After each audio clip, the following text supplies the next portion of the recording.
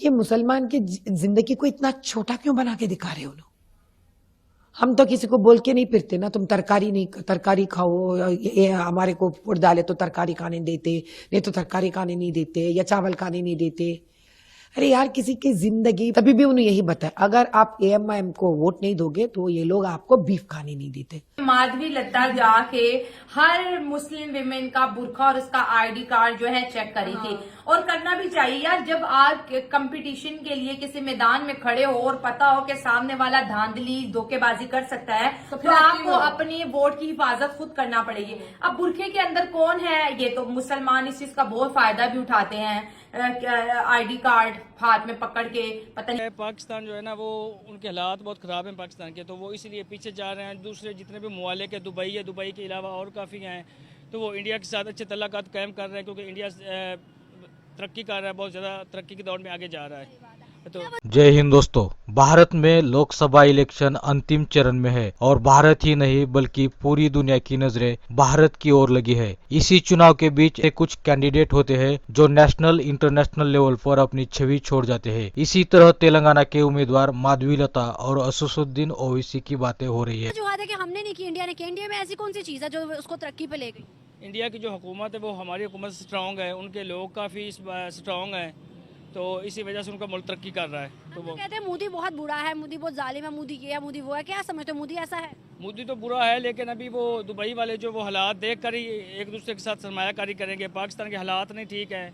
मोदी तो बुरा है, लेकिन मोदी जो है वो अपने मुल्क को बेहतर तरीके से चला रहा है। तो सभी जो कंट्रीज़ हैं दुबई वगैरह, तो वो उनके साथ कंप्रोमाइज़ कर रहे हैं और तरक्की के मंसूबे वगैरह बना रहे हैं। अगर मोदी बुरा है, बहुत बुरा है, मैं कहती हूँ कि भाई उससे बुरा कोई दुनिया में नहीं है, तो उसका ये मुसलमान की जिंदगी को इतना छोटा क्यों बना के दिखा रहे हो लोग?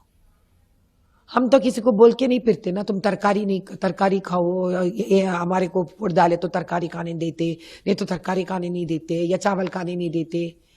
अरे यार, किसी की जिंदगी, पढ़े लिखे होना, एक ऐसे ओहदे पे आना कि शान बनी खुद के लिए, परिवार के लिए, देश के लिए पैरों पे खड़े रहने की बात कहना चाहिए। जहाँ पे आप पढ़े लिखे हो जाओ, हाँ, आप डॉक्टर बनो, इंजीनियर बनो, चार्टर्ड अकाउंटेंट बनो, तो मेरे जैसे लॉयर बनो, ऐसा तो कुछ बोलना चाहिए ना।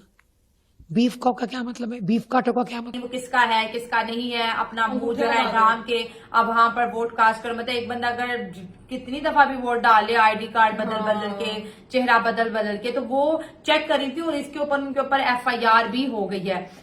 इसमें कोई एफआईआर वाली बात तो नहीं थी। आप आइडेंटिटी चेक करें, बिल्कुल करनी चाहिए। जहां पर आपको लगे कि हो सकता है कि मेरा वोट चोरी हो जाए, तो वो मर्द तो नहीं थे जिन्होंने निकाब उठाया, औरत ही थी ना, तो एक औरत का दूसरी औरत से कोई पर्दा तो नहीं है। अब देखिए, हैदराबाद भी दो दोस्तों, आपको बता दें कि जिस तरह भारत के प्राइम मिनिस्टर कैंडिडेचर पर पूरी दुनिया की नजरें लगी है, उसी तरह तेलंगाना के कैंडिडेट माधवी लता और ओवैसी पर लगी है और उनकी चर्चाएं पाकिस्तान में भी चल रही है। बता दें कि लोकसभा के गठन के उद्देश्य से पूरे देश को 543 संसदीय निर्वाचन क्षेत्रों में विभाजित किया गया है, जिनसे प्रत्येक एक सदस्य का चुनाव करता है। लोकतंत्र या प्रजातंत्र एक ऐसी शासन प्रणाली है जिसके अंतर्गत जनता अपनी स्वेच्छा से निर्वाचन में आए हुए किसी भी उम्मीदवार को मत देकर अपना प्रतिनिधित्व चुन सकती है। लोकतंत्र शासन का एक ऐसा रूप है जिसमें शासकों को चुनाव लोग करते हैं तथा उसे विधायकी बन सकती है। तो दोस्तों, भारत को मदर ऑफ डेमोक्रेसी कहा जाता है। हिस्सों में डिवाइड हुआ है।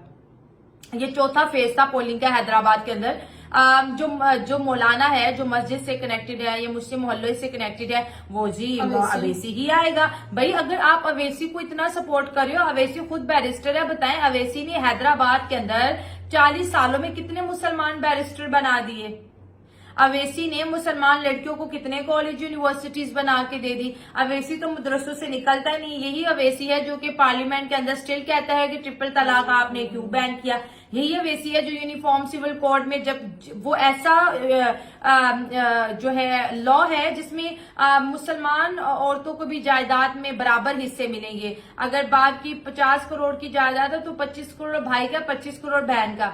जहां पर इक्वल होने की बात होती है मर्द औरत की, वो तो अवैसी बर्दाश्त नहीं कर रहा। लेकिन जैसे ही हम शिफ्ट होते हैं हैदराबाद के उन एरियाज की तरफ जहां पर हिंदू रहते हैं, तो कह रहे हैं कि माधवी लता को आना चाहिए। अवैसी ने डेवलपमेंट के नाम पर 40 साल में यहाँ पर क्या काम किया? यहाँ पर तो कोई काम नहीं। अगर बीजेपी आ रही है मतलब मोदी आ रहा है, माधवी लता आ रही है मतलब मोदी आ रहा है। अगर मोदी आएगा तो जा रहा है हैदराबाद में डेवलपमेंट होगी, हैदराबाद के अंदर जो अवैध कब्जा है वो छूटेगा, हैदराबाद के अंदर जो इन्होंने इस्लाम के नाम पर मदरसे बनाए हैं वो छूटेंगे, जो इन्होंने जो है ज़कात जो फंड्स के लिए इन्होंने जो ऑर्गेनाइजेशन बनाई है वो छूटेंगे, और खुद इनकी जायदादें बाहर है, खुद इनके बच्चे बाहर है।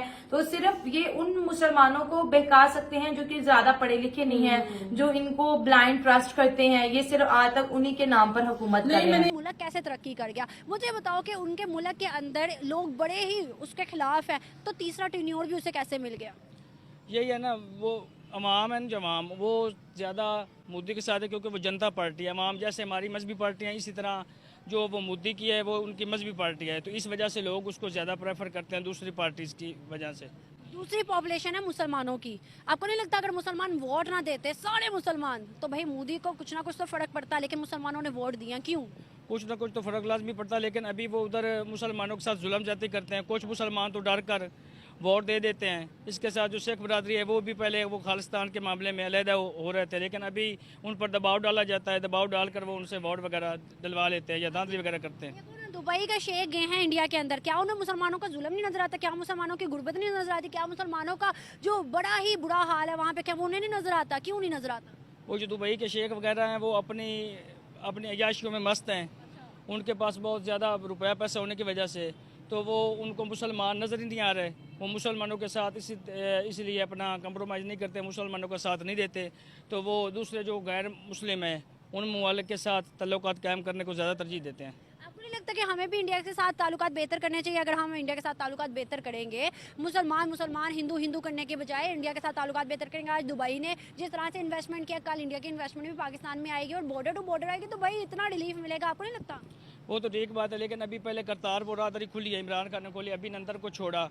ऐसे बहुत सारी चीज़ें जो इंडिया के साथ पाकिस्तान ने तावन को बढ़ाने के लिए किया, लेकिन हर दफ़ा इंडिया वाले जो हैं वो आगे से अपोजिट बात करते हैं। हाँ, वो गलत बात करते हैं। इस वीडियो में ना एक चीज जरूर नोटिस की है, देखो यहाँ पर जो हिंदू कम्युनिटी है ना वो बहुत ज्यादा पढ़ी लिखी है, वो चेंज चाहते हैं। उनको पता है कि क्या चीज हमारे लिए बेस्ट है, क्या चीज हमारी जो एरिया उसको बदल सकता है। देखो वो कब से चाहते थे कि यहाँ पे कोई ऐसा लीडर आए जो हमारी सिटी को भी बहुत ज्यादा बेहतर करे। अब देखो अगर उनको मोदी जी की शक्ल में कोई ऐसी लीडर मिल रही है जो यहाँ हैदराबाद को बेहतर कर सकते हो, तो वो कह रहे हैं कि हम उन्हीं को वोट देंगे। और जो मुस्लिम लोग हैं वो अभी भी नहीं समझ रहे कि यार देखो अगर दो तरफ एक लोग खड़े हैं, एक तरफ अवैसी और दूसरी तरफ माधवी लता है, नए बंदे को चांस तो देना हमें नए चाहिए। बंदे को देना चाहिए। कितने सालों से ये कर रहा है, इसने अब तक क्या हमारे किया? मुल्क में जब इमरान खान साहब आए थे तो लोगों ने इमरान खान साहब को चांस दिया था, क्योंकि नून लीग और पीपीपी जो है वो तो जब से मुल्क बना है तब से बारियां ले रहे थे। तो आपकी क्या राय है इस इलेक्शन के बारे में? Comment box